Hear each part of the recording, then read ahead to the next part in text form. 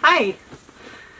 So it's been a little while since we've made a video, and so I thought that I would have a chat with you guys and bring you up to speed with everything that has been going on. Hi! Okay. Not the face. Not the face. So I'm currently in California. I'm in the high desert and it's been getting quite chilly, so hence the fire. It's been getting down into the 20s each night, which I absolutely love. I know not everybody loves the cold, but there's something for me about being outside, everything having that little bit of frost, being able to see my breath. I don't know, just maybe it makes me feel like I'm alive. So I have loved it. And it's really nice because the bus is really cozy with the wood fire and the radiant floor heating. I'm definitely a little spoiled. But yeah, what's been going on? So I originally came back to California in October so that I could meet up with my oldest daughter and we could fly to Alaska to celebrate with my youngest daughter, who was having her 21st birthday.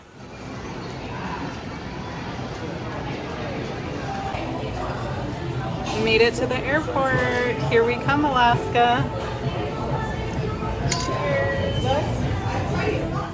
That was such an amazing time. We happened to get there while the leaves were changing color. We were in Anchorage initially, and then we drove up to Fairbanks and we were able to see Denali. It was like a semi-clear day and we got a really great view.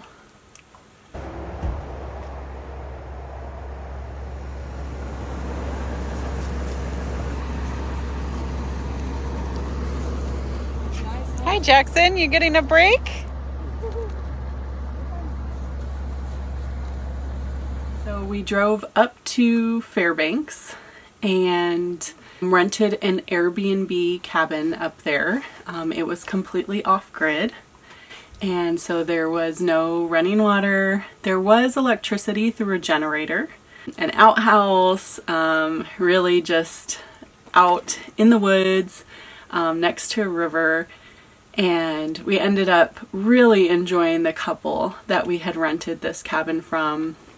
Lo and behold, they had been married for like 40 years and he had built cabins, and this cabin he had built with his own two hands. So that was really just so nice to get to know them and I think make lifelong friends. They've invited my daughter and her husband up to do some caribou hunting this summer, and so I think that'll be a lot of fun for them. So this cabin was partially just to really see what it was like to live off-grid and have an outhouse, and in October it's getting kind of cold in Alaska, so it was totally doable. I know, that sounds crazy, right? But I can totally see myself living that way. I mean, it's not easy. You know, you have to think about what it is that you want to accomplish. Because even just a simple task of doing dishes, you have to haul in some water and you want that water warm, so you've got to heat it. But I don't know, there's something beautiful about the simple life. And over the years, I have really grown to love just the simplicity and, You know, I think there's something about working with our hands and accomplishing things, even simple tasks. I don't know, I think it's something that's missing from our society and culture altogether. And so for me, I know that it brings me, you know, great happiness and joy when I am able to just live simply. So yeah, it was a great trip.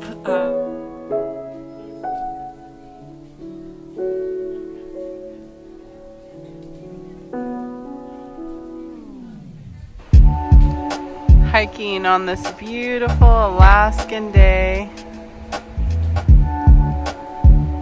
And you can follow the creek all the way to the ocean.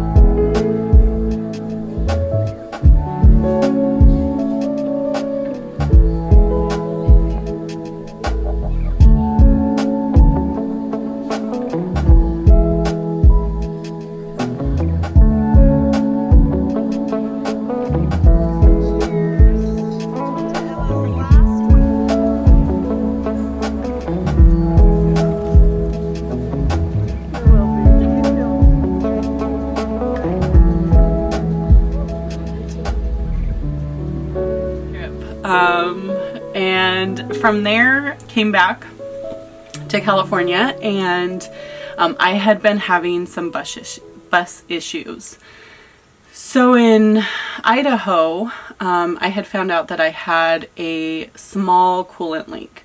So I had worked with a mechanic and done a pressure test to be able to see how big of an issue it was and how quickly it needed to be remedied. Through that, we discovered that it was a pretty small leak. He felt like it was going to be fine for me to make it back home and then potentially, you know, do the fix. So he did give me a couple of bottles of a stop leak. I try not to use that stuff in any of my vehicles because you really got to like flush it out after, and it can do some damage in the long run, I believe. So I wanted to have it with me in case things got really bad and I needed it in an emergency to be able to get to my next destination, but I didn't want to use it if I didn't have to. So I had kind of strict plans. I was meeting up with someone and we were going to be going into Montana to see Glacier, and then down through Wyoming to see Yellowstone and the Grand Tetons. And I still wanted to really keep those plans. And so had I fixed it while I was in Idaho, it probably would have delayed me at least a couple of weeks. So I decided to just kind of push on, hope for the best, and it did great. I had no issues, and I could smell a little bit of the coolant burning, you know, and I had to continuously fill up the coolant. But, you know, there was no major failure. So I got back home and I was hoping that I could repair it. But the core was bad and I had to replace the radiator. And so did that. Obviously it's kind of expensive and I'm not working right now, and you know, so it was a little stressful. But once that was fixed, what I didn't realize at the time is when you take something that's maybe not operating at 100% and you put in something that's full pressure, you're probably going to have some other weak points. And sure enough, I did. So after we replaced the radiator, then the fan clutch gave out. Now that could have coincided just with replacing the radiator, because it's like, you know, anytime you kind of touch any of those things, some of the other things can go out. So we replaced that. I did some drives. It was working, you know, seemed to be keeping things cool. The engine wasn't overheating. So I decided to go on a longer drive. In that drive, I had a coolant leak. All of a sudden there was a large bang, and then it was like hissing and steaming coming up right next to my driver's side, because that's where like the control panel is, and ultimately found out that's where the heater core is. So, you know, luckily there was an off ramp right when it happened. So I was able to, you know, safely get off of the freeway and be able to take a look at it. Luckily, I had bypass valves already installed to the heater core, because it was not original with the bus. It was added probably by the school district at some point. And so I was able to just close those valves, cut off the coolant to the heater core, and fill up my coolant again and be able to make it home safely. Then I had to, you know, dig in and find out what had happened. Luckily, it wasn't the heater core itself. It was actually a plug. And so I was able to replace that plug. It was one of the hardest jobs I've done, because it's the floor. I think when the bus was built, maybe it wasn't taken into consideration that that heater core may have to be serviced at some point. And so it had been framed out. And then of course I've got the radiant heating, floor heating there. And so I had to actually take a jigsaw and cut through the wood without cutting the heating, and to be able to get to it and service that plug. Not only that, but it's such a small space that you're dealing with, and these plugs, like, they act in a way where you have to like hold it with a wrench and be able to, you know, twist it so that you can hold it in place but tighten the nut at the same time. And so dealing with this little tiny space behind the driver's seat was quite difficult.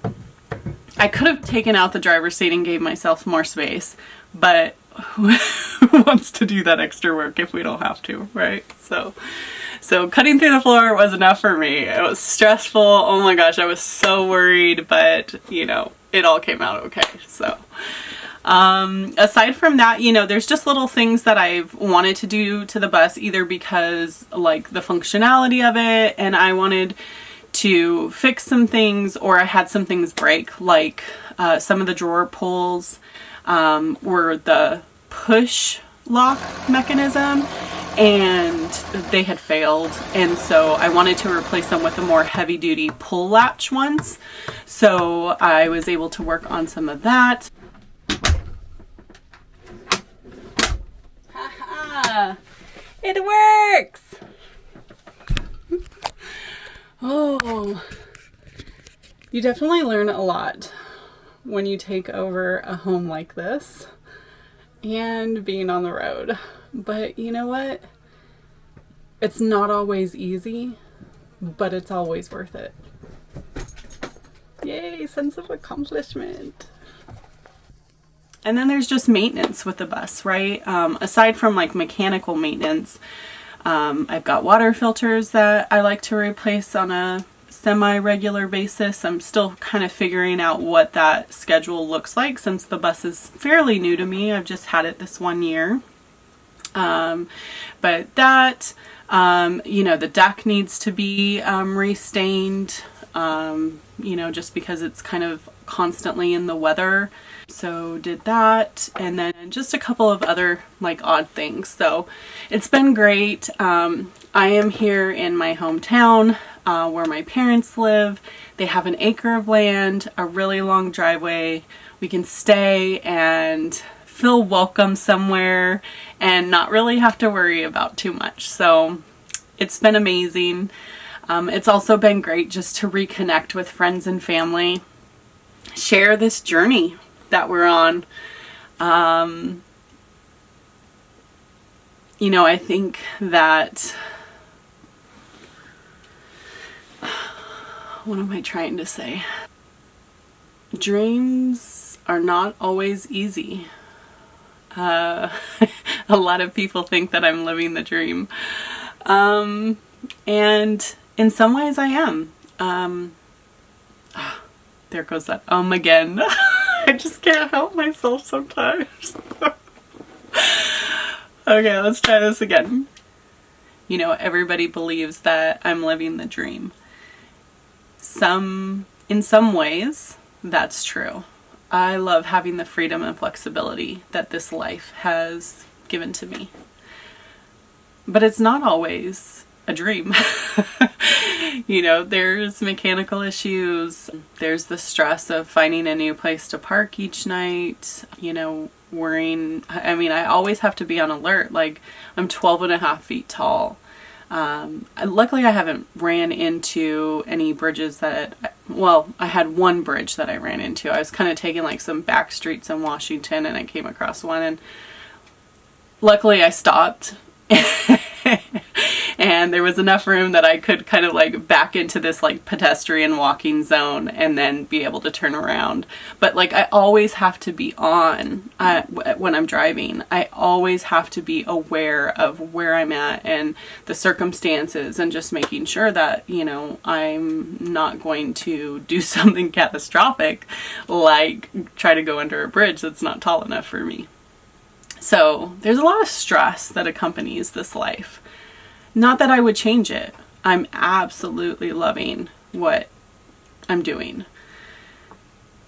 But when you think about us experiencing joy, I think that we have to go through those struggles. Because if we weren't challenged in life, then how would we really know joy? So for me, I accept those challenges that come along the way. Actually, I embrace them. I learned so much while working on this bus issue. Oh, my fire's dying. Let me fix that.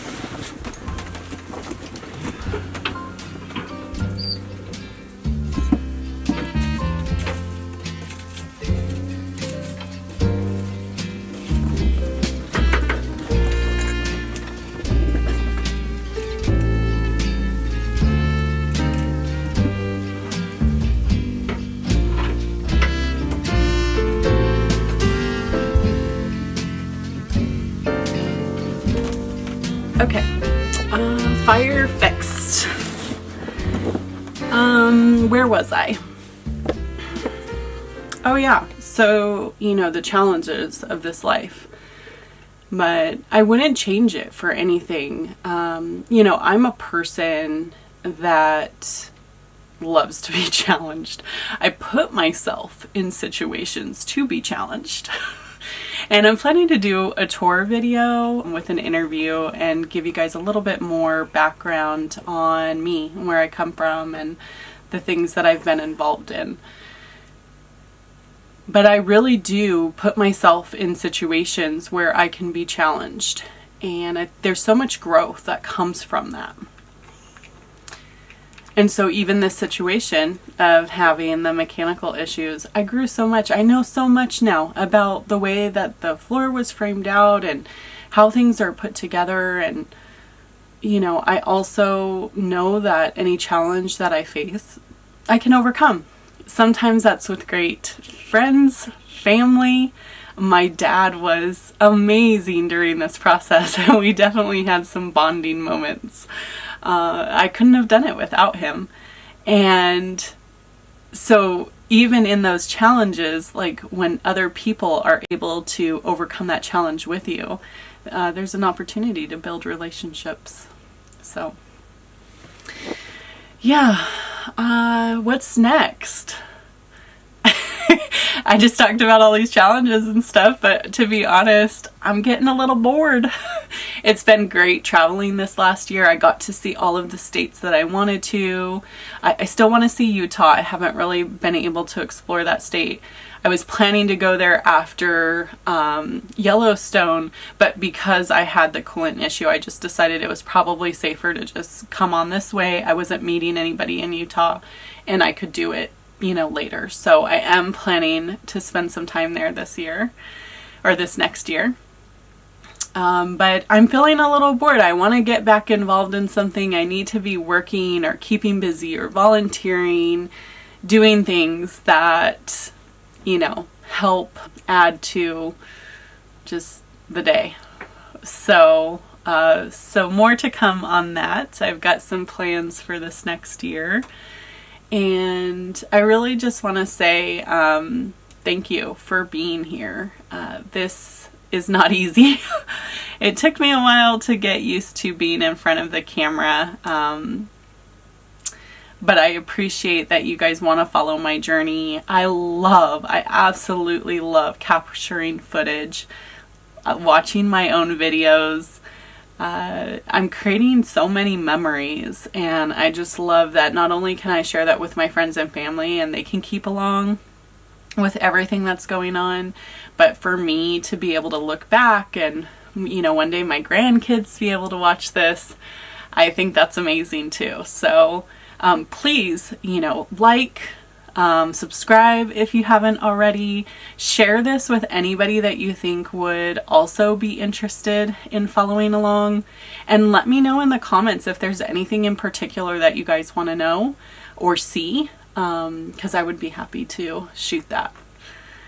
But until next time, I hope you have a wonderful holiday. I hope that you really cherish this time that you're able to spend with friends and family, or those that you love that are around you. I know that sometimes this season can be a season of sadness. And so if you need prayers, or just, you know that you're not alone, leave a comment. I'd be happy to pray for you. And thank you again. And until next time, God bless.